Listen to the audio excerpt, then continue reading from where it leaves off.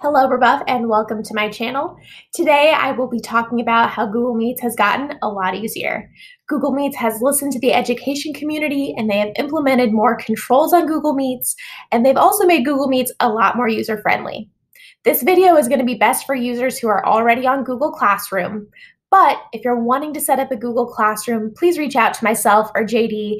We're available by email, Google Chat, help desk, or even comment on this video below. We're monitoring all of these forms of communication. Without further ado, let's begin the tutorial. Okay, here's my Google Classroom. When you're wanting to create a Meet link for your specific classroom, you'll go ahead and select that class.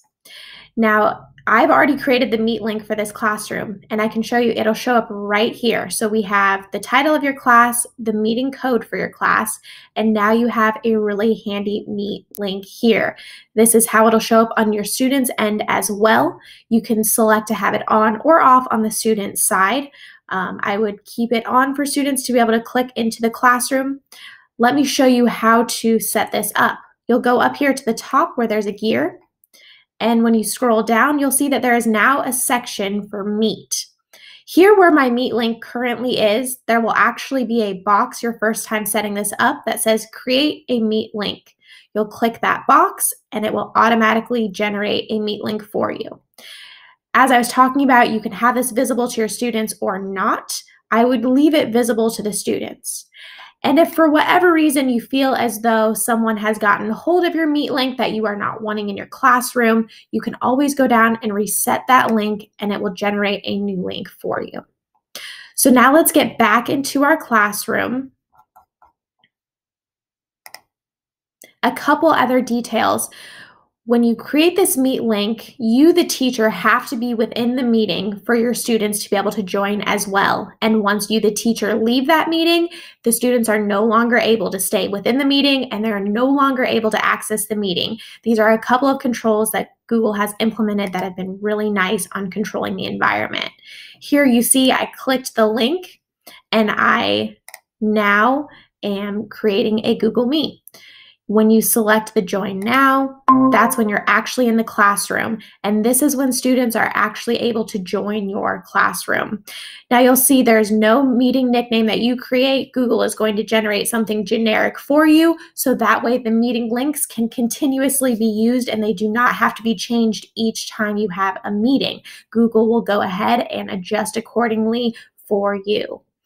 If a student needs to have this information given to them, they are not on Google Classroom or they are not able to access it, when you first enter the meeting, you can copy that joining info here, or you can specifically add people.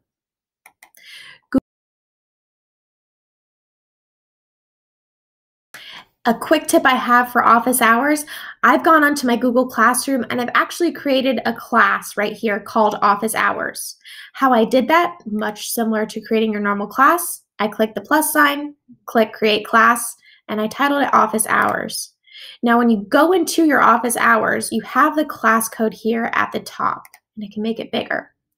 If you give this to your students on whatever platform you are communicating with them on, whether it's email, Google Chat, WhatsApp, you can go ahead and give your students this code and allow them to join this Google Classroom. And you don't have to do this class specific. You could have all of your students join this specific Google Classroom.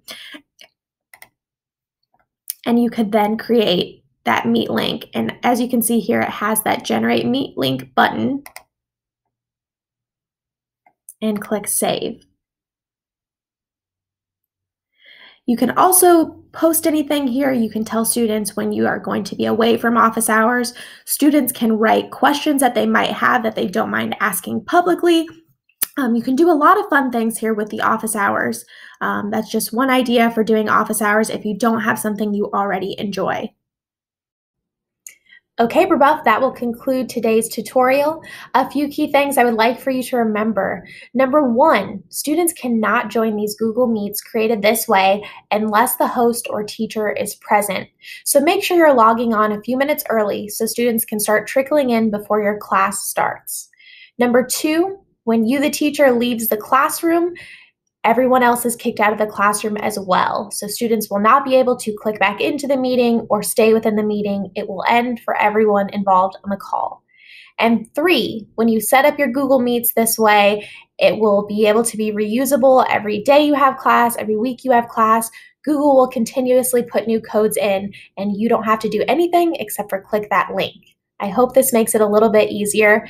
Please reach out to us if you have any questions, comments, or concerns. Thank you.